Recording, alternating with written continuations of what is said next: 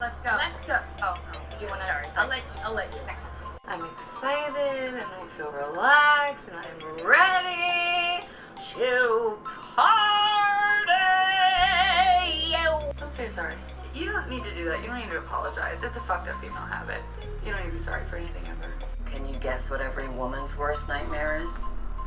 I don't have razor suits. I have nothing to prove to you. When I'm good, I'm very good. But when I'm bad, I'm better. I say when it comes to stardom and Lauren, there are no accidents. Hi, Karen Peterson. Hello, and welcome to Citizen Dame, the podcast where we almost all agree that boomers are the problem. I'm Karen Peterson. I don't. You guys can think that way, but let's talk about Gen X, Karen. Let's talk about it. Karen don't Peterson. Even get me started on Gen Z, young whippersnappers with your TikToks and your YouTubes. I don't know. So if you weren't sure, I am joined by Lauren Humphreys Brooks. Hi.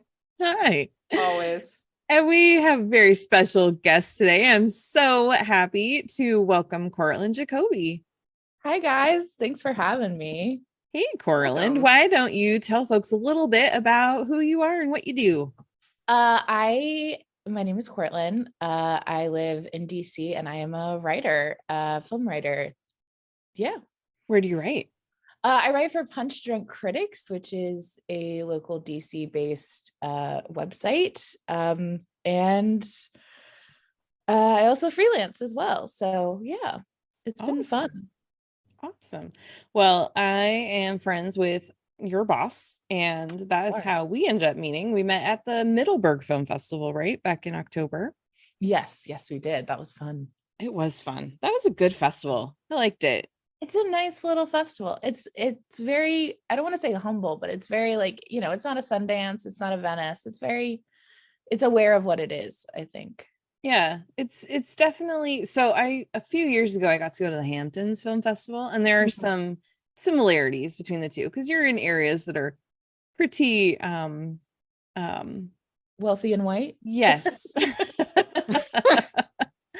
and but it's these communities that do support the arts and really do have a love for film. And so it's this kind of interesting blend of people that you hang out with when you're at these small film festivals in very wealthy areas. And I don't know, there's something about Middleburg that I found really just comfortable. I definitely am not wealthy, so I did not fit in that way, but it was just a nice chill festival. Everyone's just like there to just talk and have some fun. So but we also got to hang out last week, 2 weeks ago at Sundance. Mm-hmm. And that was really fun. It was different this year, didn't you think? Yeah, I mean, this was my first year attending. Oh, that's right. That's right. So I didn't really have much to compare it to except my couch last year, which was, this year was a lot better than that. But definitely different. Yeah.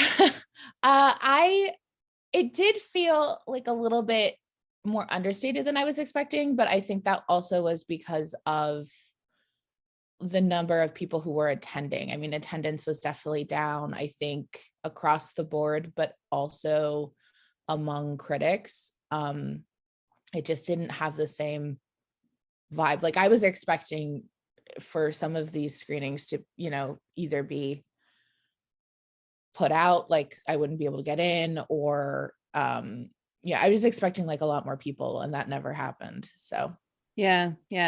I was talking about that last week too. You could tell there were a lot fewer people there. Like even the shuttles, they only had 2 shuttles. Usually they have like 6 or 7 routes. Yeah. They only had 2. And I never was on a shuttle where I couldn't get a seat. Stuff like that. It was just weird. But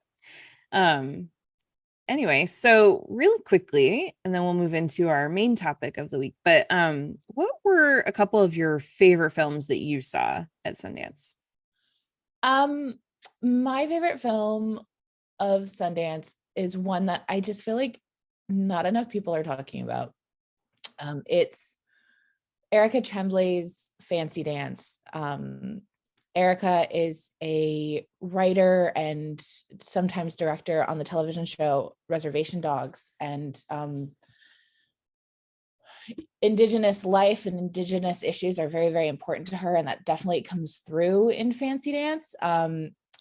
Fancy Dance stars Lily Gladstone as a parolee who's living on the reservation with her sister and her niece.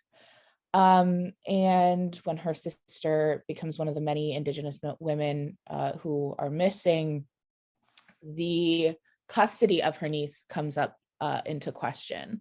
And so her niece Roki is eventually taken away from her, and she has to figure out how to get her to a powwow, which is like the one thing that she promised before her mom left. So it sounds very dark and very heavy. It's actually not. Tremblay, who also wrote the script, co-wrote the script, is very, very careful with the tone. How cohesive this film is just astonishing. She's very, very careful with the tone. Yeah, it's a really, really beautiful film, very well done. We're going to see a lot of Lily Gladstone in the next 2 years. She's going to be in Martin Scorsese's The Killings of the Flower Moon in the next, I guess this year. I guess it's coming out this year. So I'm sure that she'll get a lot of recognition for that, but I hope she gets some recognition for this because it's really, really well done. So that's definitely one of my favorites. Awesome. And I then, didn't get to see that one. Yeah. I don't think a lot of critics did, to be honest with you. I don't think so. And I'm looking to see, I don't think it's been bought yet either. It hasn't. And it didn't win anything, which I think is a shame. Because there is some stuff that won that I definitely think this was better than. That always happens. Yeah. Yeah. I also really liked a film that you did see, I believe, Flora and Son, which is a very different vibe. It is John Carney's latest musical, and it's just fun and it's dreamy. Like, it's the definition of dreamy, and Eve Hewson gives a amazing standout performance as this Irish mom who wants to learn guitar kind of out of spite, to get back at her ex, but also to sort of bond with her kid. And Joseph Gordon-Levitt plays a guitar teacher who's based in LA, and they meet over Zoom, and he teaches her how to play guitar, and it's just really great and fun. And that's one I'll definitely try to see in theaters again after. Well, now that Sundance is definitely over, but yeah. So that's I talked about it last week, and I said it's just such a nice movie. It's just nice. Yeah. And oftentimes at Sundance, you have these like very, very like intense, like, morally route films. And this was just a nice little breather, a nice little break. Yeah, it really was. I also loved the way that, and I don't want to give anything away for folks, but I loved the way that they found to put Eve Hewson and Joseph Gordon-Levitt in the same room for their scenes, even though they're talking over Zoom. I loved that. Yeah. And you can still feel like it's really romantic. It's very great. I think it's one of my favorite John Carneys. I mean, nothing beats Sing Street. But it's up there. Yeah, definitely. So cool. Any others you wanted to mention? Final one I will mention is Past Lives by Celine Song. It's a love triangle that is done with the most empathy that I have ever seen. It's really smart, and is about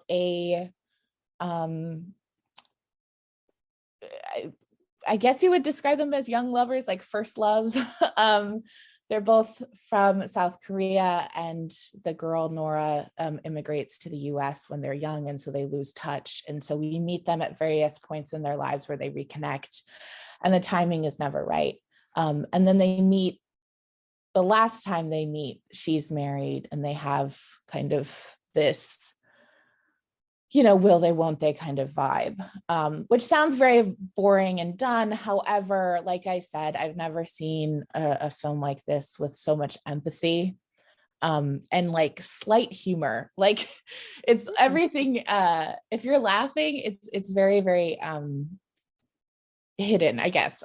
Maybe that's not the best way to describe it. But it is one of the best films that I've seen. Greta Lee plays Nora. John Magaro, I think I'm saying his last name right, from the Umbrella Academy. He is her husband. And it's just really well done and based on the director's life. And so highly recommend Past Lives and that's being distributed by A24. So we should probably see that, I'm guessing this summer or fall. Yeah. I missed that one too. I'm so sad. A24 actually, I think, co-produced it. So they brought it to Sundance. So it wasn't one that sold floor and Sun I mentioned last week, but just to remind folks, it was bought by Apple at the festival. So it'll be 20 mil. Yeah. So it'll be on Apple TV Plus and in theaters at some point this year too. So awesome. Well, thank you. Thanks for letting me share. Yeah. Anything that people should avoid? I'm just kidding. To do that if you don't want to. Yeah, the Pod Generation. Oh. With Amelia Clark and Chiwetel Ejiofor. That was really mixed. Yeah, I heard a lot of mixed leaning bad reactions to that one. It's a 2-hour Black Mirror episode that's just not well done. And none of the emotional weight that you need it to have, it doesn't have any of it.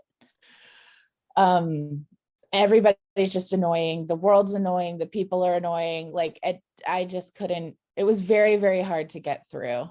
And so that's about how in the not so distant future, a company like Amazon owns everything, including little pods where you can incubate babies instead of having to carry them yourself. And instead of like exploring that in a certain way, they just kind of, I don't know, it's really hard to describe this because just so much about it is just frustrating. They don't ever really get their point across, I think, in the way that they want to. So I wouldn't really recommend that the Pod Generation. So yeah. Okay. Yeah, that's another one I did not see. So we actually, it's funny because I saw 20 movies. You saw what, 16, 17? Mm-hmm. And Sure. our overlap was actually not that much. Yeah. Well, I also like, going to the festival with somebody else from your outlet, you try to spread out as best you can. Yeah. I don't think I saw a lot that he saw either. So yeah, that's probably true. So yeah, it was just overall, and it was a good festival. I thought it was interesting to see some of the discourse on Twitter of people complaining that there wasn't a lot good, and I was like, I haven't seen anything bad. So. I saw like some mediocre stuff. There wasn't like a coda. There wasn't. Yeah. Even last year, there were 2 films I absolutely loved, Fresh and Good Luck to You, Leo Grand, and there wasn't really that here this year. But there was some good stuff. There. Nothing I fell absolutely in love with, but that's not going to be every single festival. Right. Yeah, exactly. So, yeah. Okay. Well, thank you so much. And let's go ahead and talk about our main topic today, which is Sandy B. We're talking Sandra Bullock. This episode's topic has gone on a journey. And I will tell you. That's one way to describe it. Yes. What do you want to do? We should do this, but what movies would we do? But I don't know. What movies do you want to do? Yeah. So basically it started off with, hey, I really have been meaning to watch Shotgun Wedding with Jennifer Lopez. Hey, me too. You know what we should do? Let's do an episode on romantic action comedies. And then I watched Shotgun Wedding and said, I don't want to do this. So one of the other movies that had come up in our conversation was The Lost City with Sandra Bullock. And then somewhere in there, we started talking, and I was just like, we could just do a Sandra Bullock episode and include Speed and Miss Congeniality. And so that's what we're doing. So this episode, it wasn't intended to be all about Sandra Bullock. It was more intended for the romantic comedy action hybrid thing, which apparently, according to IMDb, Jennifer Lopez just invented this last month with with Shotgun Wedding. And I am so tired of people on the internet forgetting history, especially on the website that is all about keeping track of the history of movies. Especially like recent history. None of these films, like some of the ones that we were talking about. So we mentioned Romancing the Stone, right? Which is probably, I think that was the oldest one on our list. Yeah. Which is like, and it's like, okay, these are not old movies particularly. No. First of all, like, we could talk about what old movies are. We have before, but the idea that like, this has been going on for a long time. I'm perfectly happy that it seems to be having a resurgence. Yeah, that, like, we're getting these kinds of lighter action comedies with this romance element. I'm absolutely happy with that, whether or not they're good movies necessarily. And it sounds like Shotgun Wedding is not. But I do find it funny to just say, oh, we've invented a new genre. It's just like, it's literally a genre. First of all, it's a genre that has existed in various forms for like very long time. Oh, you've combined action, romance, and comedy. What a novel thing. Yeah, exactly. Never happened before. Our list of movies that we were talking about just for that category was like, I don't know, 10 or 15 movies off the top of our heads without any research. So yeah. Anyway, but I did watch Shotgun Wedding, and I'm happy that Jennifer Lopez is doing movies again, because, I liked Marry Me last year. It was cheesy as hell. It was super predictable. Was it fun also? Yes, it was. And so I don't fault her for doing this one, but she needs to not try to pretend that she's still 25. Well, and I think when we talk about Lost City, I think that we should talk about that as well. The age question. Definitely, yes. Because yes, one movie did that much better than the other. So let's go in the order of release here. So first of all, we have Speed. Now, this was not the first movie for Sandra Bullock. She had done several things. She started out kind of in the 80s, but this really was her breakout role. Nobody really knew who she was before this movie came along. Keanu Reeves had already done 2 Bill and Ted movies. He had done Dangerous Liaisons. He had done Dracula. So it's like people knew who he was, but he hadn't really done this like big action movie before. He certainly hadn't headlined one. So just getting this movie made and cast was a bit of a challenge. But Speed came out in 1994, and if anybody has not seen Speed, I don't understand how that happened. I know, Cortland, you just watched it for the first time. Yeah, I guess age is probably a factor because it did come out in 1994. The year I was born. Yeah. Oh, all right. The year I graduated from high school. I will say too that I have a lot of hometown pride for Sandy B, because she is from my hometown, which is very, very cool. Oh, so, that's awesome. I did not know that. Yeah. Have you met her? No. I mean, when I say hometown, I mean like a suburb of DC. So it's not like it's the middle of nowhere. So no, I know. I haven't met her. I do know people who went to school with her though. That's awesome. And they always said that she was really quiet and kind. So that's good to know. I stood next to her at a party once, but we did not speak. Anyway, so Speed, it came out in 1994. It's about a bomb expert. What's the word? He works for the bomb squad. There's like a word, but anyway, bomb guy. Yes. Bomb expert. Yes, he's a bomb guy, and so basically Keanu Reeves plays this LA cop, and he thwarts a bombing at a high-rise building in downtown LA. And the bomber, who is played by Dennis Hopper, and we'll talk about that in a second, he decides to get back at Keanu Reeves and also the entire city of Los Angeles by putting a bomb on a bus. And it will explode if it goes below 50 miles per hour. Called The Bus That Couldn't Slow Down. Yes. I honestly cannot watch Speed. I've seen Speed a number of times, but I cannot watch Speed without just thinking of The Simpsons. And just like, and the speed of the bus couldn't go under 50 miles an hour. I think it was called The Bus That Couldn't Slow Down. And I really wish that this was called The Bus That Couldn't Slow Down, to be honest. Like, I bet that was an original title. That's a much better title. Like,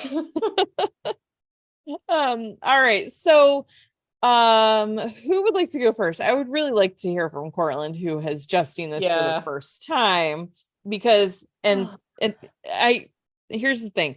I know that this movie is very much a time capsule of the 1990s. It's specifically a time capsule of Los Angeles in 1994. It could not have happened at any other time in history for a few reasons. One of which is that it was filmed on the 105 freeway, which had just finished construction but was not open yet. And that is actually a major plot point in the movie. And then also the metro was under construction and they had just finished one line of it at the time. So there's just certain things about this movie that would never have happened if it had been filmed any other time in history. So I understand it is very much a 90s action movie. Definitely propaganda. yeah. So all right, so Cortland, what are your thoughts on Speed? I have so many thoughts, and not to milk that I'm 28, but I might need some historical context because I could not tell if people liked this movie in 1994 or not.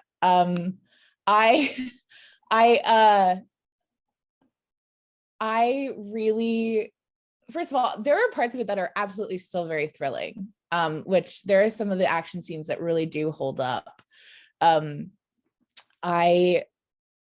It was a lot. There's a elevator heist kind of thing where there's a bomb in an elevator and then you're on the bus for a while and then you mentioned the subway, so I feel like you can mention the train.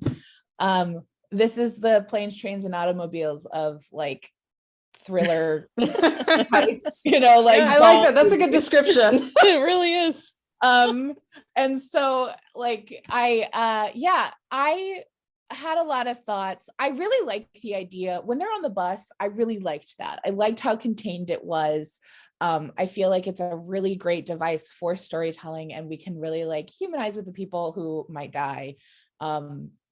And some of the people include like Beth Grant and Alan Ruck, and then obviously Sandra B. Sandy B driving it at one point. I really did like parts of it. I felt that Sandra Bullock's character has the problem that a lot of these movies in the 90s and even now have, which is that she's like severely underwritten. We know like 3 things about her the entire movie, like what her name is, where she went to school, which we only know that because it's part of the plot. And I think that she lost her license. Like those are like the 3 things we know, and we don't really know anything else. So I have a lot of like mixed things about Speed. It's very much a vehicle for Keanu Reeves. Like that, it's quite really right from the beginning. Yeah. And you've got like him and his BFF Jeff Daniels. Mm-hmm. Which I was so surprised. I loved seeing Jeff Daniels. I'm a really big Jeff Daniels fan, and so to see him and be like, oh, he's in this, nice, okay. I loved that. Yeah, and he plays, I think, a really fun character, right? Mm-hmm. It's kind of like the sort of Mutt and Jeff sort of relationship between the two of them. And so I think that that's part of Sandra Bullock in some ways is she's the girl, right? And she's the secondary character, but really it's a movie about and focusing on Keanu Reeves. Yeah, very much. Well, and that's the thing is like we don't really know much about him either. Just to your point about we only learn these specific things about her. It's really not a movie. It's not a character study, and it's not about the characters. It's about the situation and just immediately getting out of this situation. So, that's. Yeah. Well, and to speak to that question of like, so this definitely the strongest parts of the film are when they actually get on the bus, when you've got that kind of, first of all, you've got this group of people. And one of the things I really like about it is that at one point, I think one of the characters says, you know, why us? Why is he doing this to us? And Keanu Reeves is just like, because you happen to be there. Like this has nothing to do with you, basically. And I kind of like that it's this group of people who just happen to be on the wrong bus at the wrong time. And you don't know tons about them. You know, like the one guy is a tourist, you know, another guy is like wanted for something, but even then, like we never find out what he's actually wanted for, all of these different things. And they're just all happen to be together on the same bus that this happens on. And it's about them sort of trying to organize themselves and trying to behave in a way that will, you know, get them through and everything. And that's definitely the strongest part of the film, because you're asked to focus on these characters and you're asked to kind of understand them, and in a lot of ways to put yourself in their place. You get on a bus and suddenly you're in, you know, the middle of a chase and someone is going to blow you up, and like all of those kind of funny trappings of the film. The film makes you feel really sympathetic to these characters about whom you don't know very much. Yeah. Well, yeah. One of the things that I love about the way that the characters are developed, even though we never really know much about any of them. In fact, most of them, we never even learn what their names are. But they each kind of get a little bit of personality. You know, you have Alan Ruck playing this tourist and he's like just annoying.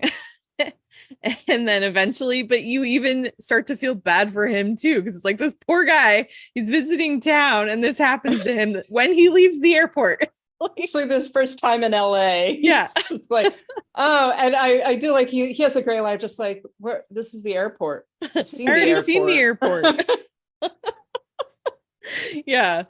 And I just, and there's even that moment too when the passengers are starting to break down because of the emotion of what they're going through, and the one construction worker guy is like, I can't be here, I have a family, and then another guy's like, what, so I don't, so I'm expendable? And it's like, yeah, I would totally feel that in that scene too, like, what, I don't have kids so I can die and it's fine, you know.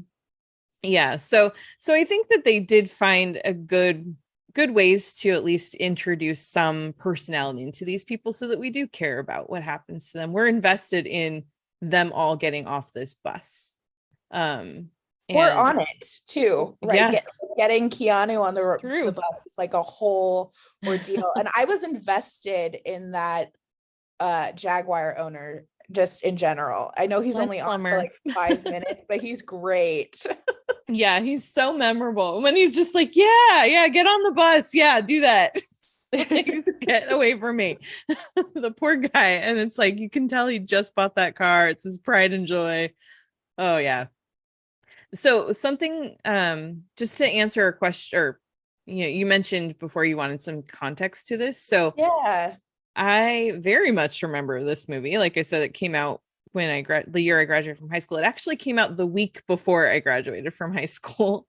And it was very, very popular. It was like the most popular movie of the summer, if I remember correctly. But it was one that even when it came out, people recognized the silliness of it. It was just so thrilling that it was like, oh yeah, this is fun. And people like, I mean, they were making fun of how it's just like it's like one ridiculous thing after another. Like everyone was very aware of that. This was not a movie that people took seriously in as far as like, oh yes, this would definitely happen. It was more of just like, this is really thrilling and I'm along for this ride. So And I have to say, the film does that every once in a while as well. Like when he punctures the gas tank with his, and just like, well, now we're leaking fuel. And she says, what, you just needed a bigger challenge? Just needed something else? Exactly. Yeah. And I do like that the film every once in a while will kind of acknowledge the ridiculousness of the situation without making it.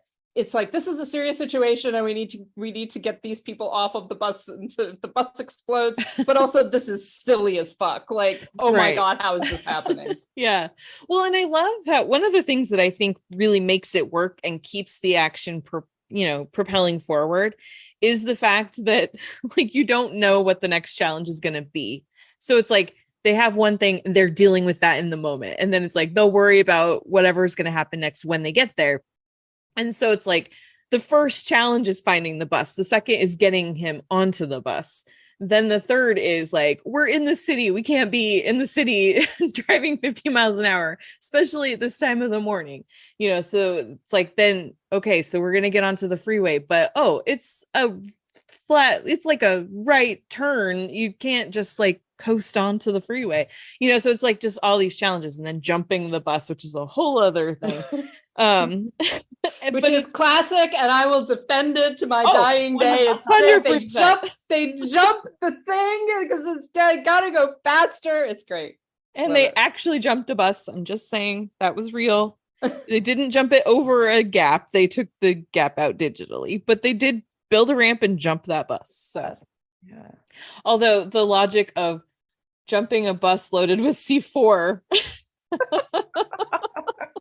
that seems a little bit dangerous. Hey, look, he knew what he was doing. It's a well-constructed bomb. Like, let's give Dennis Hopper some credit.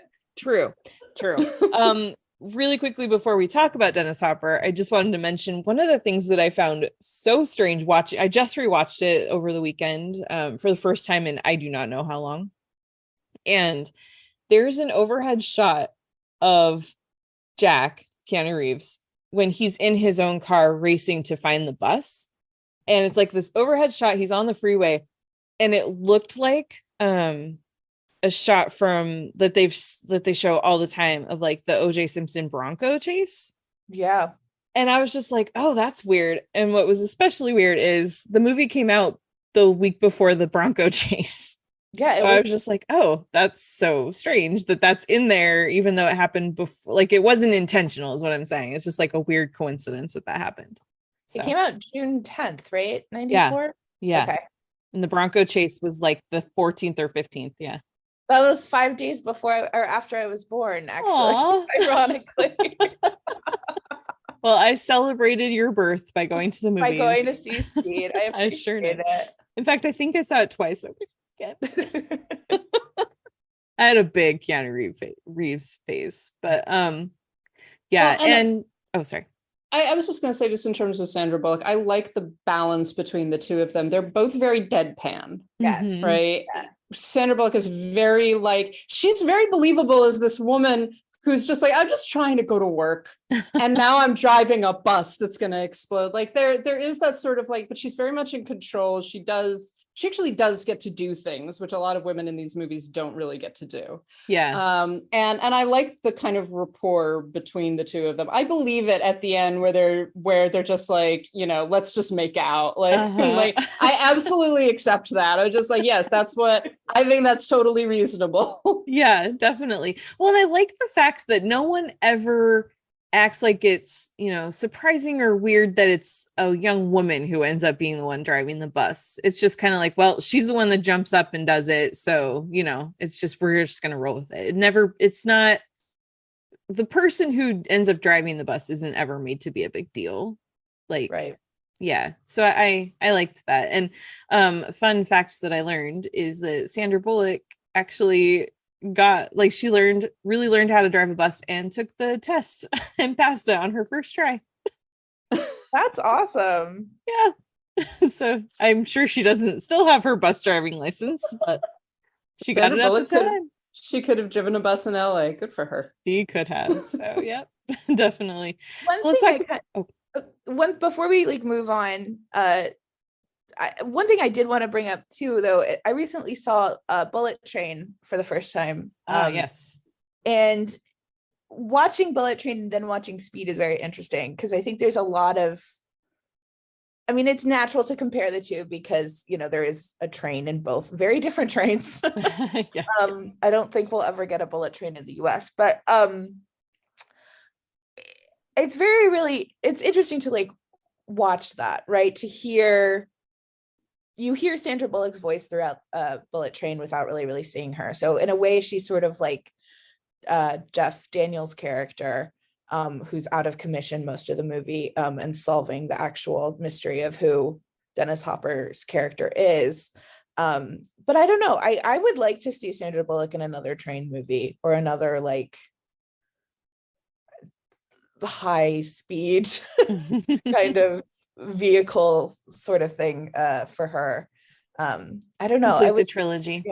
Yeah. Speed 3, put Sandra Bullock and Keanu Reeves get back together, and they're on like a high-speed train instead of a bus or a boat. Yeah.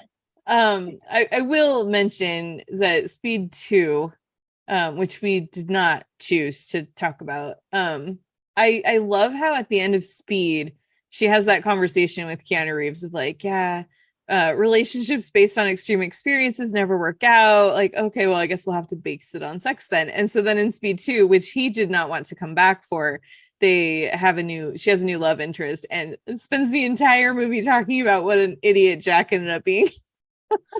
Like, terrible boyfriend. Like, not an idiot, just like a terrible boyfriend. And like, oh yeah, for my birthday, he bought me pepper spray. Like stuff like that. Well, they did the lake house, so you know it's very different kind of thrills there. So. True. So let's talk about Dennis Hopper as the villain of Speed. Lauren, you love Dennis Hopper. Thoughts? Yes, I love Dennis Hopper in this movie. It's Dennis Hopper at his Dennis Hopperiest. Like he's just one of the things that we talked about this last night, Kara. One of the things that I really like about him is that the entire film, it's never like, oh, he's got these ulterior motives or anything. It's like, no, he wants the money.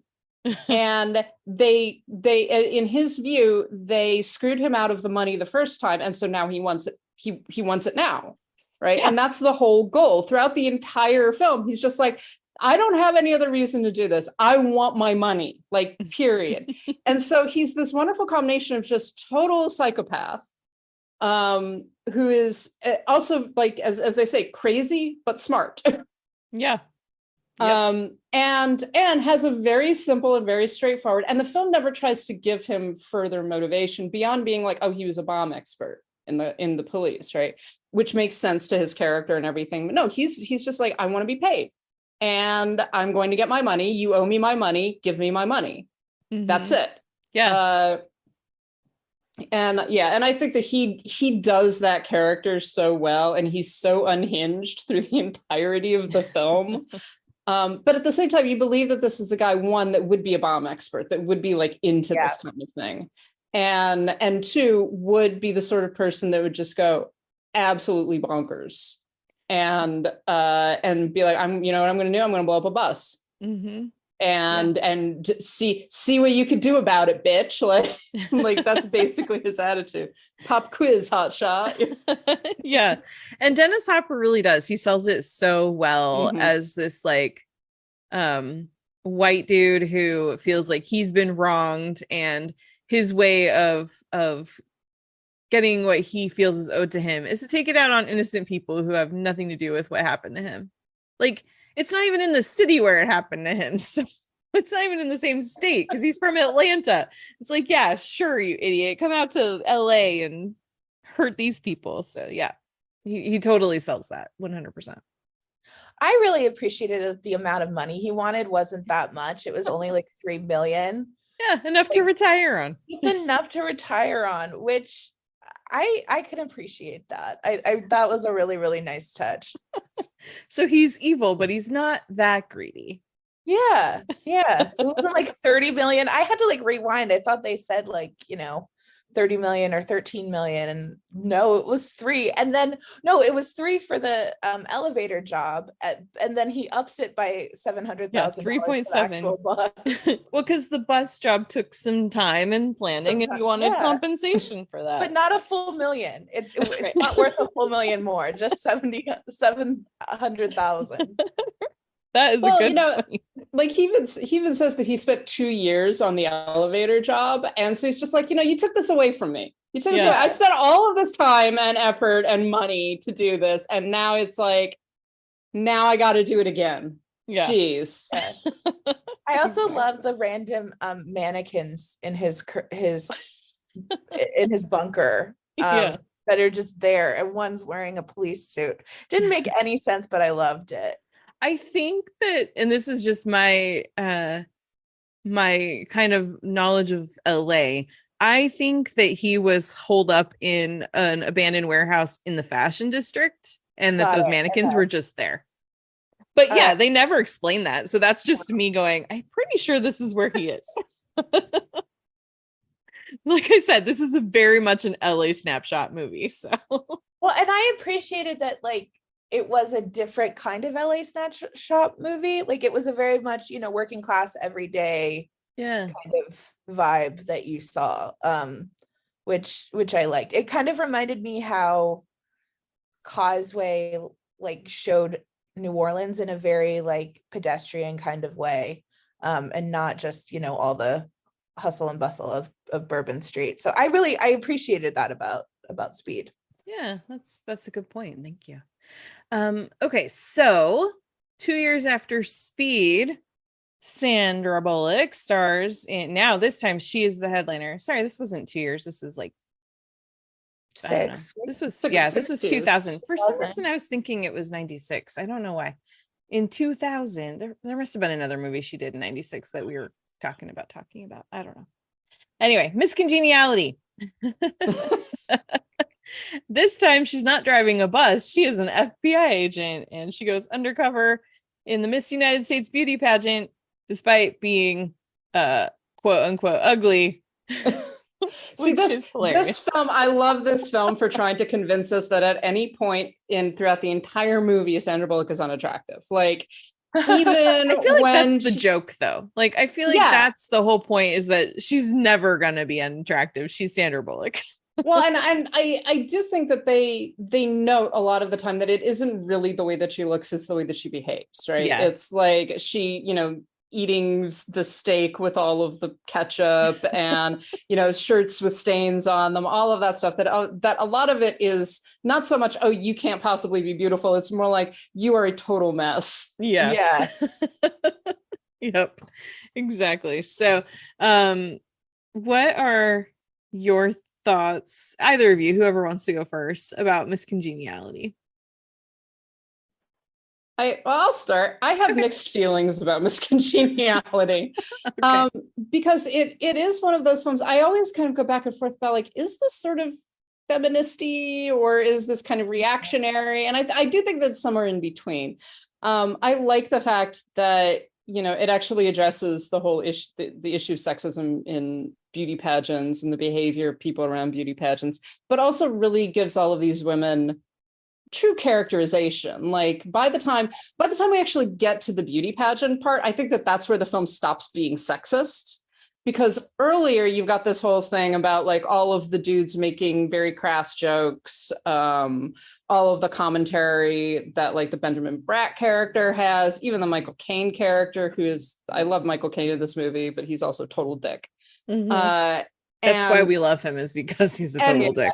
And by the time they get to the beauty pageant and she actually gets to interact with these women that she has a great deal of contempt for initially, and begins to realize, hey, these are actual people who are, intelligent and capable and are doing something that isn't easy, right? Being in a beauty pageant like that is not actually an easy thing to do.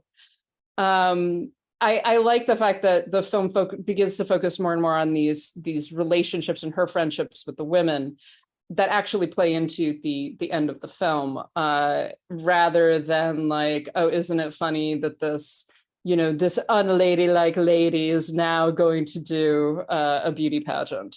Mm-hmm. Yeah. Cortland? Okay.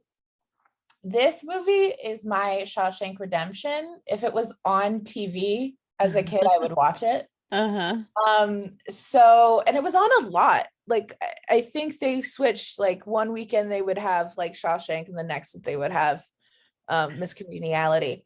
I have very similar feelings, I think, to Lauren. Like watching it as an adult who's taken women's studies classes and, you know, has been through the Me Too movement and all of that. It's a very interesting watch. I just the opening scene and how you don't really even see her face really, and but you can already tell that, I mean, she's gorgeous, but she's frumpy kind of vibe. And then you have the whole sting operation, and how she holds herself and carries herself there.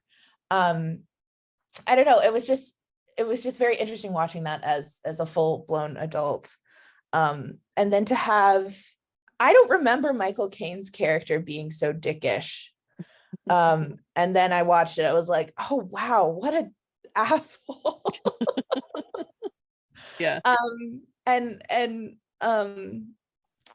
how they made her so, or how she made herself really so, I hate to use the word grotesque. Like I hate using these words, frumpy, grotesque, to describe her early on in the movie, because I think she's just existing in her body the way that she wants to. But the way that that's characterized, I just think it's way too much over the top. Like you said, going on into the film, the female friendship parts, that's the best part of the movie.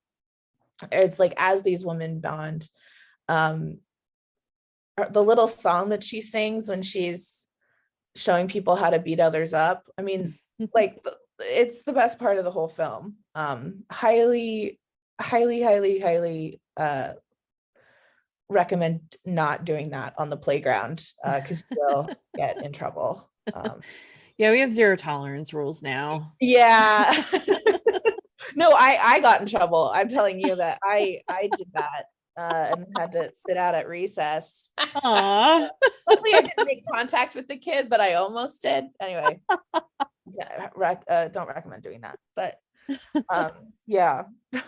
Yeah. Also, can we just talk about how great Candice Bergen is in this? Yes, we definitely can. Brilliant. Yes. So we'll talk about individual characters I think in a second. Okay. But yeah, I just want to say, because I just watched this again last night for the first time in I don't know how long. And it's interesting because I love this movie. I still really love this movie, but there's definitely things that you notice more in 2023 that you might not have noticed in 2000 or 2002 or 2005.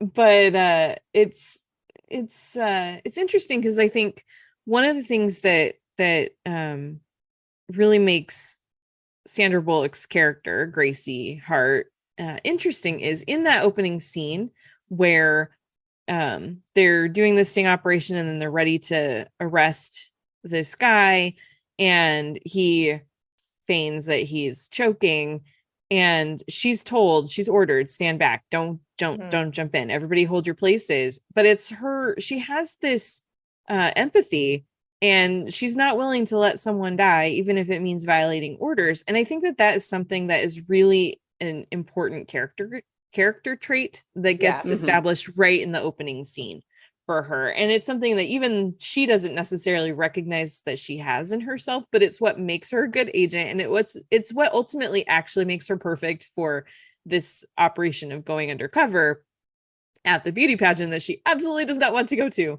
But it's what makes her actually right for all of it. And I love that they established that without making a big deal of like calling out, you're empathetic, you know?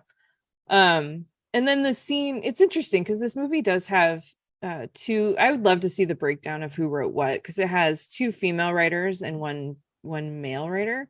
So I'm curious, like, how the script actually came together, who did what, and what versions, you know, became what they filmed.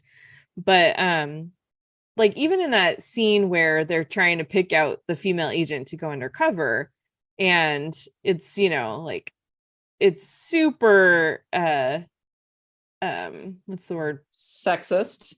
Yes, there's another word I'm looking for though. It's like super, I mean, if HR were there. Objectifying, sexual harassment. Harassment, that's the word. It's super definitely sexual harassment, like to the 100th degree.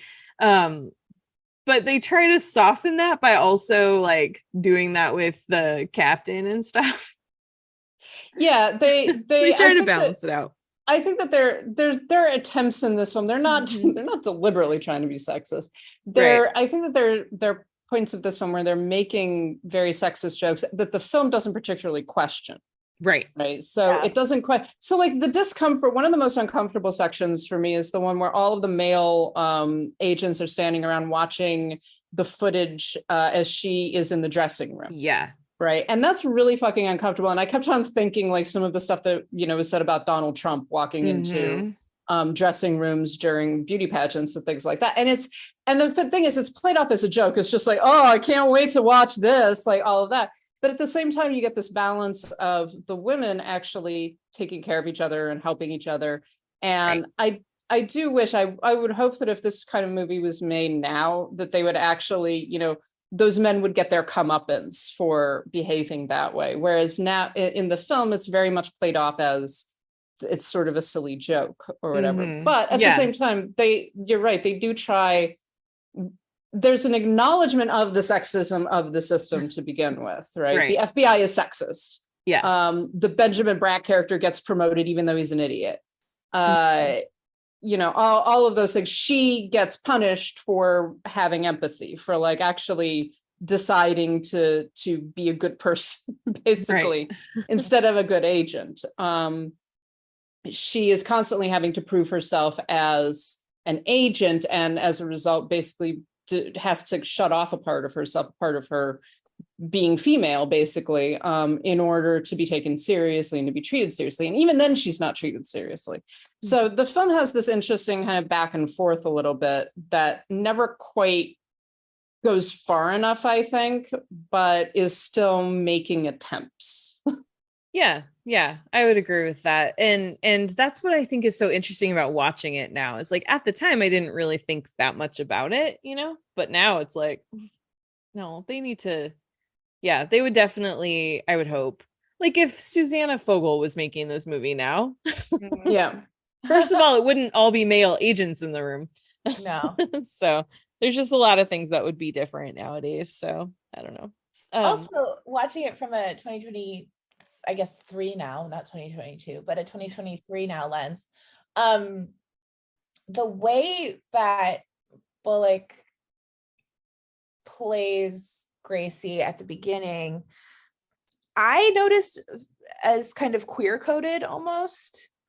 So if they did remake this, I hope that it would be like a lesbian love story, opposed to just, there's nothing wrong with straight love stories, but I would just, the way I don't know, I just kind of picked that up early on. Yeah, the romance with Benjamin Bratt, it's interesting because we were initially talking about this as like a romance action comedy. But the romance with Benjamin Bratt is very much kind of shoehorned in there. It really is, like, and by the way, they have like a relationship. It was just like, why? Like there's not really that much of a connection between the two. They like each, they obviously like, especially as the film goes on, they like each other, they're good friends, right? But there isn't that impression of like a real romantic connection in any way. Whereas she does have really good relationships with some of the women. She becomes really close friends. She becomes really defensive of them. And is just like, I will kill anyone who tries to hurt them. And so yeah, you could definitely read this as more queer coded, and the kind of the Bratt relationship then becomes sort of the secondary thing that we're like, and she's not really a lesbian. It's just like, well, but she could be. Yeah, like, why isn't she? It would be fine. I remember there actually was a scene that it was in the trailer, but it got cut out of the movie. And honestly, I don't know what the context of that scene was and where it would have even fit, because it's basically she's at a wedding and she's like, I think it's supposed to be her sister's wedding, and she's standing next to her dad. I think that's who it is. and he asks her, "Are you a lesbian?" And she goes, "I wish." And that didn't make it into the movie. So let Sandra Bullock be bisexual. Like, right? just... Exactly. Yeah. But I do have to say, in terms of this film, this is a film that I've seen a number of people comment on this. This is a film that succeeds where it does because of the cast. Yes. Right. And because of her, she, first of all, like, she has some great one-liners. She balances things really well. She obviously hates the amount of work that she has to go through in order to be like presentable as a beauty queen, right? Mm-hmm. And she despises it, and she never doesn't despise it. There's never a point where she's like, this isn't stupid. She in fact is she's constantly trying to eat, and people keep taking food away from her. Yeah. You know what though, that's interesting is I think that there are a couple moments where she definitely isn't on board with everything that it takes to do this, but there are a couple moments when she is like all dolled up, she's up on stage, and like when the sailors are applauding her and stuff, and she's kind of laughing about it, but you can tell there's like something in her face where it's like she kind of is like she feels good. And so I think that's interesting because it's like, I mean, she is a beautiful woman, obviously. But it's like she's never been looked at that way. And even though she knows that this whole thing is ridiculous and sexist and very dated, there's still something about her that kind of just responds to that of like, this is actually kind of a nice experience. And I appreciate that Sandra Bullock, like incorporated that into the character. So, but yeah, so let's talk about Michael Caine and Candice Bergen and William Shatner being the senior veteran actors in the cast. I love how dumb William Shatner's character is. Yeah, so good. He's so funny. He's just so like he's such a relic in like his character is just such a product of a different time, and he makes all these dumb jokes, and he's just completely clueless about what's happening. He's about to get fired because of his age. Yeah. And so is Candice Bergen, who is the evil genius behind everything that's going on. Cortland, did you have some thoughts about Candice Bergen? Other than that, she's absolutely brilliant in this. And I never thought that she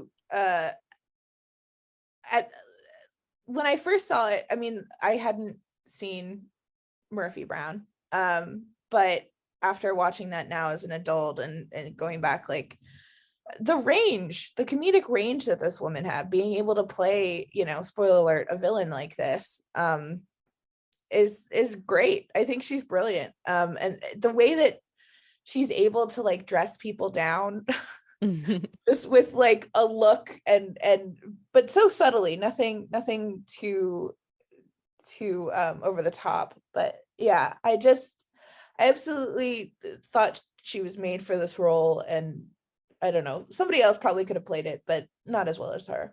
Yeah. We talk a lot about how the patriarchy couldn't exist without women, and Kathy Morningside is the perfect example. True, yeah. How that is true. Well, but I think that there's a little bit of that undercurrent of, she's contributed to it, but she's also been a victim of it. Yeah. And she is a victim of it because she's too old now. She's being driven out of this thing that she created. And that's what sets her off, and that's what ultimately kind of results in her going bad or whatever. So it's one of those, and I don't think the film doesn't really explore this particularly, but it does also make that point about this whole system is very much valuing youth and beauty, and a very particular kind of youth and beauty. And when you get too old, you're going to be thrown out along with everybody else, right? And you're going to be and that's not fair, right? But that's the system. That's the way the patriarchy is going to continue to operate. Mm-hmm. Yeah, definitely. And then we have Michael Caine, which we've already established he's a dick. One of the things that I love about Michael Caine's character in this, though, as Victor Melling, this veteran pageant consultant who got pushed out because of a mistake, and because he lost one time out of 11. But one of the things I appreciate about him is like he fully knows that he's there with the FBI on a very specific mission. Like he knows what he's there for, and yet he is so embedded in the whole idea of the pageant consultant role that it's like that is his only priority. He doesn't care that they're investigating a potential, assassination or whatever, bombing. Like he's just in it for the pageant. And like toward the end, when Gracie realizes that the bomb is in the crown and she's trying to tell him, and he's just like, yes, it is. It's the crown. You're right. Like go on stage, be the crown. It's like, he just can't see the reality and the weight of what they're actually there for. Well, and I also think we have to note with the casting of Michael Caine is the most appropriate against type casting. Yes. Yeah. Because that, especially in the year 2000, like Michael Caine is the tough guy. Michael Caine is the like badass Cockney. Like that is who Michael Caine is. And to cast him as the gay pageant consultant in Miss Congeniality is fantastic. And I think he plays it really well because he combines that, like, he's a Cockney tough guy who is a pageant consultant and he is going to get her that crown no matter what. Yep, it's so true. Cortland, any thoughts on Michael Caine? I also think too that, like, we were talking about queer coding earlier. I think how his character is portrayed was kind of, I don't know, like now watching this in 2023, it feels like a little dated, but at the time, this movie was very progressive on all fronts. So I don't know. I appreciated what they brought to the Michael Caine character, even though, some of it didn't always land. Yeah. Now. One thing that I thought was interesting was Benjamin Bratt as Eric Matthews. Clearly Victor thinks that he's hot because he is, but the way that he's obviously he's uncomfortable about this, but he doesn't ever make it like a really big deal. He just tries to exit the situation. So there is just something inherently humorous about Michael Caine teaching Sandra Bullock how to walk, and walk like a woman, walk like a pageant winner. Not walk, glide. Yes. So I know we need to move on to our final movie, but I just also have to shout out Heather Burns, who plays Cheryl from Rhode Island, and we all celebrate April 25th thanks to her. She's right. She's right. That is the perfect date. It really is. Yeah. It really truly is. Yeah. So all right. So the last movie we wanted to talk about, this is very recent. This is The Lost City, which came out last year. Was it last year or 2 years ago? Now I can't remember. This year or 2022. Yeah. 2022. Yeah. And this one is Sandra Bullock now plays a romance novelist named Loretta Sage, and she is on a book tour and gets kidnapped by Harry Potter, by Daniel Craig and Daniel Radcliffe. Yeah. Yes. Daniel Radcliffe. Did I say the wrong name? You said Daniel Craig. Oh, did I? Although I would be down for that as well. That would also be great. Yes, Daniel Radcliffe. And her cover model, Channing Tatum, goes after her to save her. And so this is the movie that I thought Shotgun Wedding was going to be more like, and I think it wants to be, but it isn't. This is very much inspired by Romancing the Stone from the 80s with Kathleen Turner and Michael Douglas. Which is also great. I personally like that this one is clearly inspired by that, but isn't just a straight up remake of it. It does do enough to establish that it's very much its own thing. It's very modern and all that. So what are your all thoughts about it? I love this movie. I think that one of the things that, so like Romancing the Stone is in its own way sort of a satire, right? Because it's using all of those romance novel tropes, right? And it's putting a romance novelist into the middle of her own romance novel, basically. And so this one almost takes it even a little bit further than that, where you've got her and her cover model and all of, again, going back to some of the things we were talking about in this congeniality, all of the assumptions about people. And in this case, a lot of it is the assumptions about Channing Tatum and about like who he is. And there's some wonderful scenes between the two of them where he's just like basically being like, this actually means something to me, being that, I feel valued. I feel like, this is the kind of person I want to be. He wants so badly to be that person. And it's sweet. It's very sweet and adorable. And it kind of reveals more about, her assumptions about him, our assumptions about him, and about the film itself, that like, you've got these two characters who are tropes. Yeah. Right. And actually wind up being more than that. And we get to actually see their characterizations and at the same time, this very ridiculous story that is basically straight out of a romance novel about the lost city and FBI agents and supervillains and things like that. I think it strikes a really, really good balance to like really showing the true nature of these characters, and then at the same time having a lot of fun with a very ridiculous story. Yeah. Cortland. So I am one of those people who actually really likes romance novels. I think that with Romancing the Stone, they definitely poke fun at that idea, as like, most comedies about, if there's a romance novel joke, it's always like about these frumpy old women or, how unrealistic it is or whatever. What I really love about The Lost City is that they look at the romance novel audience and really give it dignity, right? That these are real people who just, want a thrill or just, want to have a female's depiction of love, right? And I really, really appreciate that. Sandra Bullock's character doesn't really realize that early on, and definitely kind of resents her own audience and doesn't think of it as like real literature. And I appreciate Channing Tatum's character for coming forward and kind of being like, no, these are like real people who, want to have fun and enjoy life and just read some smut because it's good and fun. And I really appreciate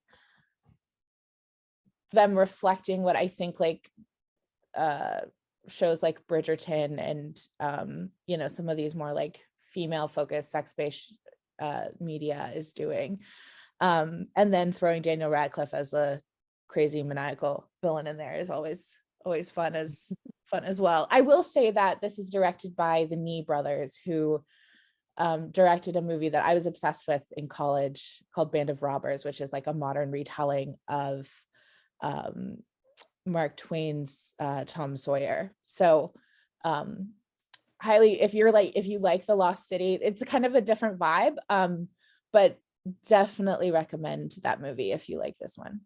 Interesting. Cool. Thanks. I haven't seen it, so I'll check it out. It's got like Hannibal Buress and Stephen Lang, and Matthew Gray Gubler's there for some reason. It's good.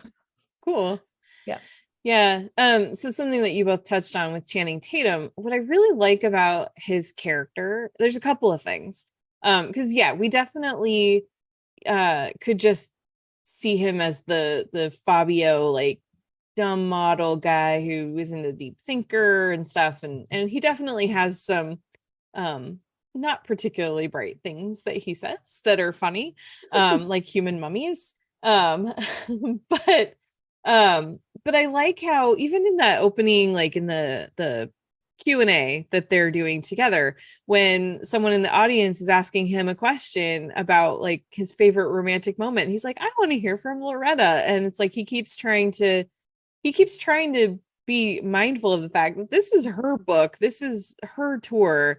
And so right from the beginning, I appreciate that about him. And then later when he he talks about how he was really embarrassed at first and he hoped that none of his friends would see it and nobody knew what he was up to, being on the cover of a romance novel. And then when he met someone who was so excited and he realized, like, how can I be embarrassed about something when it makes people that happy? Like, I like that that they do take the time to call attention to the fact that that someone like him wouldn't necessarily have aspired to grace the cover of cover books, whatever. I'm having a hard time with words, but the covers of romance novels. Thank you. Yes. The covers of cover models. Anyway, the covers of cover models. Yes. Words are hard. Anyway, so the fact that they would actually bring attention to that, like, that's not what he necessarily wanted to do. That's not where he thought his career was going to go, but it ended up, once he realized that it was something that brought joy, that it brought him joy too. And I have to say that Channing Tatum has made a wonderful career out of very much appealing to the female gaze. Yep.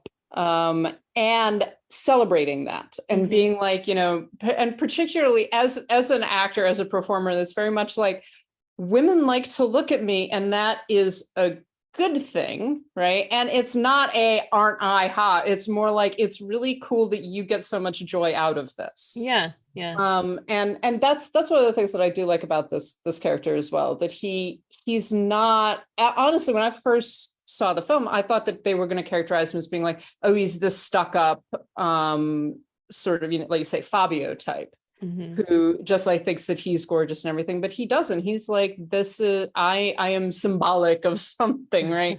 Yeah. I like the fact that I am making other people so happy, and that's a really good thing. He doesn't think a great deal of himself, right? He's not really self-involved or anything. And it's very much about the pleasure that he is giving other people. Yeah. And that's, it's really cute. And it also is, I think people talk about Channing Tatum as being like the human version of a golden retriever. And he really is that. Like, he is just so excited on screen, at least. I don't know anything about him in real life, but on screen, he is so excited that other people are excited about him. And he's not afraid to be the butt of the joke, right? Like, in I just saw Bullet Train. He's in Bullet Train for a hot minute. And he kind of makes like this, there's a couple, I think they were tastefully done, but tastefully done gay jokes where he makes fun of sexuality a little bit. And it works. Like, it works really, really well. He was also in Free Guy as well. Yeah. As sort of the same kind of dude. And you got to respect an actor who's willing, who knows the effect that he has on people and is willing to make that the butt of the joke. And I definitely appreciate that. Yeah. He also doesn't ever, like, just in his career, he doesn't, not ever, but he doesn't generally try to go beyond what his capabilities are. Like, not that he doesn't try to stretch himself, but that I think he understands his limitations as an actor, and he lives within that. Yeah, definitely. I want to talk about, in relation to one of your complaints about Shotgun Wedding, Karen, is the issue of age. Yes. Right. And you've got, so in Shotgun Wedding, you've got Jennifer Lopez in the Lost Josh City. We've Duhamel, got and the Lost City, we've got Sandra Bullock, who is significantly older than Channing Tatum. Right. And one of the things that I liked about The Lost City is the fact that I don't think they ever say what her age is, but she's playing her age. She's not pretending to be a 20-something-year-old woman. She's not pretending to be a 30-something-year-old woman. This is a 50-year-old woman. And she gets the hot young guy, and you absolutely believe their relationship. That is still so unusual in romantic comedies, in any films where the older woman gets the sexy guy, and it's not even really a question. Like, there's not like she's so old for him.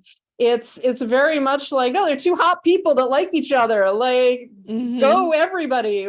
Like, there's real chemistry, I think, between her and Channing Tatum, and you believe their relationship by the end of the film. Yeah. And that's really nice to see. It's nice to like, you know, and again, Sandra Bullock looks fantastic. She is a gorgeous woman. So is Jennifer Lopez. But it sounds like in Shotgun Wedding, Jennifer Lopez is not really acting her age. She's not the age of the character that she's playing. Right. Well, this is the thing, and I don't know if you've watched it yet, Cortland, but No, I did watch it. Yeah. okay. Yeah. So it very much was written. I don't know who was originally supposed to play Jennifer Lopez's character, but the original actor that was supposed to play Josh Duhamel's character was Armie Hammer.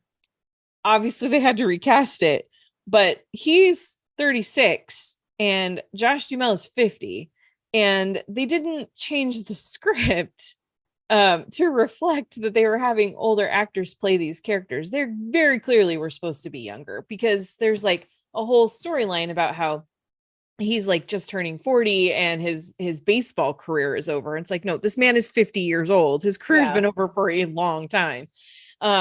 And then like with Jennifer Lopez, she, you know, the whole thing is like, she's just getting married. She was engaged before when she was younger. But it's like, there's this part where she's like whining and crying that she's scared to get married. And it's like, come on, you are 53 years old. You are hot. You are very successful. This just is not working. It feels ridiculous. Whereas with The Lost City, this is done right, because the character that Jennifer Lopez plays could have been a 50-year-old woman, and it could have worked with some changes to the script. And that's the thing with The Lost City, is they really did get that right. They didn't make her age an issue, but they also didn't make her like dumbed down or younged down so that she's playing someone who is obviously supposed to be younger than she actually is. I don't know what your thoughts were, Cortland. So I knew in the back of my mind that Armie Hammer was supposed to play that role. However, I didn't connect the age aspect to it. So now I'm like that meme where all of the math is going by that guy's head. It would have made way more sense if he were younger, because she does have that whole monologue about like, I am a grown woman. I don't want to be like making centerpieces and like doing all this stuff. And Josh Duhamel's character is very much like into making this wedding great, which would have worked even better if he was, you know, younger, kind of like the puppy dog little, you know, younger guy who's making all these changes. And then it would make even more sense that he was intimidated by Lenny Kravitz. So yes, you're just blowing my mind. You're just connected that. So now you're blowing my mind. I think the age thing works, like you said, a lot better in The Lost City. I think that just the dynamic works better there too. I think the characterization of Josh Duhamel's characters and Jennifer Lopez's characters are almost too similar in a way. Yeah. And I guess that is at the fault of recasting and then not changing the script at all. Because you have such different characters between Sandra Bullock and Channing Tatum, it just works a lot better. You know, opposites attract, and opposites also can like take down British colonialism in a South American country. So, which that's kind of something that I think we need to touch on too with these movies, like the how people of color are portrayed a little bit. There's a couple jokes in The Lost City where that's acknowledged, but nothing that's too, you know, nothing that really gets part of the issue. Yeah, that's one thing about The Lost City that I wish that they had done a little bit more of. And they end up incorporating this as kind of the resolution, where Daniel Radcliffe's character is this very wealthy British guy who bought part of an island just so that he could destroy it, basically. Yeah. And the fact that he did that, there are indigenous people on the island who have very strong opinions about this. And one of them is part of his team. I don't want to spoil it for anybody who hasn't seen it. Go watch it on Paramount Plus, or I think it's also on Amazon Prime now. But anyway, that ends up factoring in, but it's never directly addressed that he, like exactly what he's doing as far as destroying this island. It's just kind of, it's a little, and like the history and culture, it's just kind of blown off a little bit, and he's, you know, paying off people and stuff. And I think that I as much as I love The Lost City, I think it would have been just that much stronger if they had actually like called that out a little bit more. Called that out, or, you know, had, I mean, I love the trio that is Daniel Radcliffe, Sandra Bullock, or Channing Tatum. It would be interesting to see what this movie would be if it had people of color behind the camera and in front of it a little bit more as well, and more prominent roles, not just like, I do love Beth. Yeah, I was gonna say the amazing Divine Joy Randolph. Yeah, she is so great. Publisher. Yeah. Well, a lot of it very much relies on some of the tropes about the romance novel tropes about the kind of exotic locations, pretty white people going to exotic locations and falling in love kind of thing. And it's very as a result, you begin to question some of the things that's actually being portrayed, because just like, hey, there are actual human beings who live there and exist there, and that you're sort of invading their space. Yeah, exactly. Yeah. All right. So any final thoughts about The Lost City before we move on? I like the fact that, you know, looking at the entire arc of Sandra Bullock's career, she has been in so many different films, and she's often been kind of maligned in some ways, of like, you know, she often plays, she did a lot of romantic comedies in the 90s and the aughts. She often kind of gets sort of treated as like the secondary actress and everything. You know, even when it comes to something like The Blind Side, there are all kinds of problems with that, but she is so charming. She's so likable on screen. And she's likable, you know, again, is this beautiful woman who's also very often plays characters who are a bit of a mess. And I like that she sort of portrays these light characters who at the same time are very empathetic or very sympathetic for the audience. And you know, get their happy ending. All of that is really pleasant, and I'm glad that she's continuing to play those roles. Yeah, I agree. Cortland, any other thoughts? Well, I didn't have a nice, you know, little wrapped up bow like Lauren had about Sandra Bullock. I was just gonna say that with The Lost City, I agree with, you know, what you guys have been saying about why that movie works. I do really want to just shout out some of the secondary performances in that, like Divine Joy Randolph and Bowen Yang has a really great bit at the beginning. I will watch anything with Bowen Yang in it. Same with Patty Harrison as the social media manager. I loved every time she was on screen. I think what's really interesting about Sandra Bullock is that, I mean, again, not to make this about my age, but I feel like I've kind of grown up as her career has gone on. And so like, as I've gotten older, like, you know, more of her stuff has come out, and just seeing the evolution of her career as I've aged has been interesting. Where she is right now with her career of like having played so many romantic leads that are now where she's not doing that as much. I feel like in The Lost City, she has this kind of, like you said, archetype caricature persona that is like maybe 2 steps different from the character she played in Ocean's 8. But I don't know. I don't know where she goes from here. I know she'll go somewhere. She's amazing. I'll watch whatever she does. But this evolution from Speed, where it is kind of a one-dimensional caricature of a woman, to something that's way more complex and interesting, like we see in The Lost City, is pretty wonderful to watch. Yeah. Ocean's 8 was a movie that we wanted to talk about, but we've gone on longer than I thought we would. And it's I will say that Sandra Bullock and Cate Blanchett are in love with each other. They are girlfriends in that movie. I do not know why people have denied it. It's just a fact. That's all. People deny it because they're not actually paying attention or listening to the dialogue. That is it.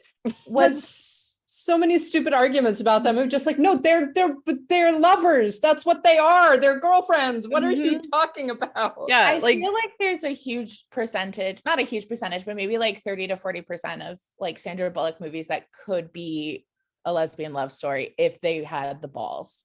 Yeah. Yeah. Miss Congeniality is one of them too. I agree. And The Heat, which were you guys going to talk about The Heat at all? The Heat is a very good one as well. Yeah. Yes, very similar. It's so true. Yep. Let Sandra Bullock have a girlfriend. That's all I have to say. Exactly. That is all anybody wants. Anybody. Everybody would be happy if Sandra Bullock had a girlfriend. Everybody. Yeah. It'd be world peace. Yes. I like the way you brought that back around. That was good. Yeah. You're welcome. That's why I'm here. So really quickly before we kind of finish up, we wanted to talk a little bit about what we've been watching recently. And specifically, I think Lauren and I both want to talk about Poker Face. I love Poker Face. Yes. Yes. I mean, I think that this is something that I've just managed to like watch. I think I have one episode. I haven't watched the most recent episode. But I'm just very excited about having a female Columbo, who's also not Columbo. Like, I like the fact that it's obviously very much influenced by Columbo, but is not just like, oh, we're going to gender swap Columbo. It's such a fantastic show, and I have been continuously entertained by it. The most recent episode that I watched was the one in the retirement home, and I fucking loved everything that happened in that episode. I was so on board with just everything. Natasha Lyonne is marvelous. I don't know if there are plans for this show to continue after the initial 10 episodes. I really hope there are, because I really like her and I like her character, and I want to see her like crossing the country, leaving a trail of murders in her wake. Because she is definitely causing a large number of these killings, and I want to know when she's going to figure that out. I just adore it. It's on Peacock, and I think that if you don't have Peacock, get it just to watch this show, to be honest. Yeah, it's worth the $5. It really is. Like, get the ad supported one. It's fine. Totally worth the money. And yeah, it's like you said, it's like a Columbo where you know who did it at the beginning of the episode. Like, every episode you find out, okay, this is the crime, this is who's responsible, and then the rest of the episode is her figuring out how it happened and why and who did it. So we know before she does, but it's really fun watching her figure it out, and that's part of what makes the show so great.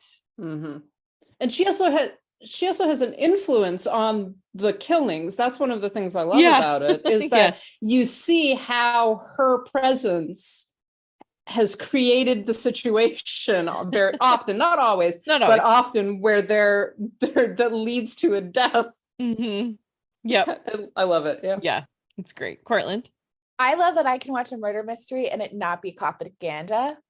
Yes, good point. She's not a cop, which she's a drifter, which makes so much sense for Natasha Lyonne. But I really do love that there's not a love of law enforcement there. And the support, the people that they get on every week are just great. Hong Chow has a really great stint as a trucker, and I think it's the second episode. I accidentally watched like the first 3 episodes out of order because of the way my TV was working. Oh no. No, I watched the first episode first, and then I think it jumped to 3, and then it went back. I went back. Oh, okay. So I knew what was going on, but like Adrian Brody pops up. You've got Judith Light and oh my god, I'm blanking. Apatha Merkerson. She's so good. It just everybody, and this new episode has Tim Meadows and Evelyn. Is it Evan Bernstein? Ellen Barkin. Sorry, Ellen Barkin. I loved that episode. I can't wait for you to watch it, Lauren. It's like really over the top, and they really lean into dinner theater. and just highly love that episode. But yeah, so I definitely love Poker Face. I have kind of went through I don't know, like from like October to now, I just sort of wasn't really liking the stuff I was watching on TV. I didn't really like, there wasn't a lot, I guess. And now all these shows are coming on and coming back. And so this is it's really, it's a show where the dog literally doesn't die. Like horrible things happen. Yeah. But you know, it's a bloody comfort show. That's what it is. Yeah. Yeah. And well, and it's Rian Johnson, who he's really one of the things that makes Rian Johnson such an interesting filmmaker and storyteller is how observant he is. And I know a lot of storytellers are, but he's particularly astute when it comes to reading the tea leaves of what's happening in the world and then putting that into his projects. And he does that really well with Poker Face. He doesn't direct every episode, but he certainly is the executive producer and has a hand in all of them. He's the showrunner. And it's really fun. Like, he's already such a fun storyteller, but it's really fun to get something that is like weekly episodes, like kind of the weekly peeks into his brain. And I love that even though we start off every episode knowing the crime and who committed it, there's always still something to discover along the way. And just seeing the messiness of people and their motives and stuff, it's always smart and always surprising. Yeah. Yes. Yeah. Oh, and Joseph Gordon-Levitt is in it. He's not on yet. I think he's in episode 9. Okay. Yeah, he's gonna be in there at some point. He has to. At some point. In every Rian Johnson project. Yeah, in some capacity. Though, Karen, you were the one who told me where he showed up in Glass Onion, and it blew my mind because we saw that at Middleburg together. Yeah. He's the hourly dong. He's the hourly dong. Yeah. I still love the fact that it was Gong in the script, and then Edward Norton said dong at one point on accident. And he's like, oh, shoot, we have to fix that. And then Rian Johnson was just like, nope, it's dong now. Anyway, anything else anybody's been watching that you wanted to mention really quickly? I mean, I love The Last of Us. The show's so good. I never played the video game. I'm not a big video game person, but I did really, really love The Last of Us. What I think is so interesting is that how they're able to build up your attachment to characters in such a short amount of time. It is a credit to the writing and the performances. You go on a whole journey in episode 3 with Murray Bartlett and Nick Offerman. I almost called him Ron Swanson. Nick Offerman. Everyone knows who you're talking about if you say Ron. Yeah. as this very unlikely couple of people who are forced together. And you know, you go at the beginning of the episode from knowing nothing about them, and they don't even get a full episode. They get 80% of an episode, and you start out not knowing anything about them, and by the end you're like completely sobbing to a Linda Ronstadt song. And this past episode did the same thing with 2 characters, Henry and Sam, and you just fall in love. I love that this show also is continuing Melanie Linsky's like streak of greatness. Yep. She's amazing on Yellow Jackets, which I can't wait to come back in March. But she has an arc, like a 2 or 3 episode arc on The Last of Us as a rebel organizer for I guess this newer regime that is just as bad as the old regime of Kansas City. And she's like the perfect definition of, you know, the Karen archetype, that is just this terror, like the way she says things with such like a lilt in her voice, and it's so high pitched and yet it's terrifying. She has a line that's like, children die all the time, and you're like, I had chills like run up my spine. I'm glad that she's finally getting a little bit of credit, because she's deserved it for like the last 30 years. So anyway, highly recommend The Last of Us on HBO. Yeah, it's a great show. It really is. All right. Well, I think that's going to wrap things up this week. We went a little bit long, and I have enjoyed every minute of this conversation. So, Cortland, thank you so much for joining us. It's been great to have you here. So, thanks for having me. And we would like to thank all of our patrons who support the show and keep it going. That list is always changing, and it's awesome. So we would like to thank Ali, Brian, Connor, Estefania, Heather, James, Kathleen, Carriata, Matt, Michelle, MK, Monty, Nanina, Robert, Steve, Sharon, and Tao. If you would like to become a patron yourself, you can go to patreon.com/CitizenDame and sign up. You get early access to episodes. We have some swag for you. We have bonus episodes, all kinds of fun stuff. So patreon.com/CitizenDame. We also do have our Zazzle store, zazzle.com/CitizenDamePod, and Ko-Fi, ko-fi.com/CitizenDame. We do also have a donate button on our website if you would rather just go that route. And all of the money that comes in, it really just goes to paying for hosting and security for her website so we don't get hacked and stuff like that. So but our website is citizendamepod.com, and you can find all kinds of reviews. I'm still trying to finish up some reviews from Sundance. I'm sorry, it took a while. Life got in the way, but they're coming. But I have some there already. You can go and check out. You can reach out to us if you'd like to. Our email is citizendamepod@gmail.com. And we are on the social medias. We are on Twitter and Instagram @CitizenDamePod, Letterboxd @CitizenDame. We are a Letterboxd HQ over there, so we have lots of cool stuff on our page there. And we do have a Mastodon account, although I don't know if we're using it because I haven't, but it's Citizen Dame. No, we're not. Okay. Well, you can sign up in case Twitter dies, which I thought for sure last night it did, and keeps coming back.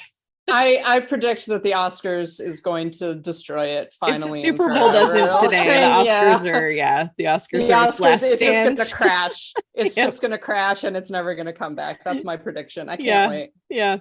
So Mastodon in the meantime is CitizenDamePod @mastodon.social. You can also find us individually. Cortland, where can people find you on the internet if they would like to follow you and hear more? So I am on Instagram @4, like the number 4, Cortlandia, like Portlandia with a C at the beginning. Nice. And then you can also find me on Twitter as @Cortlandia as well. Oh, and on Punch Drunk Critics. I do reviews on Punch Drunk Critics as well. Yes. And that's punchdrunkcritics.com. Yes. Excellent. And Lauren, where are you? I am on all of the socials @LH Business. And I'm on all the socials @Karen M. Peterson. So thank you all so much for listening. Once again, Cortland, thank you so much for joining us. We hope to have you on again soon. Thanks, and we will catch you all next time. bye. I saw this in a movie about a bus that had to speed around the city, keeping its speed over 50. And if its speed dropped, it would explode. I think it was called The Bus That Couldn't Slow Down. What the? It's like Speed 2, only with a bus instead of a boat.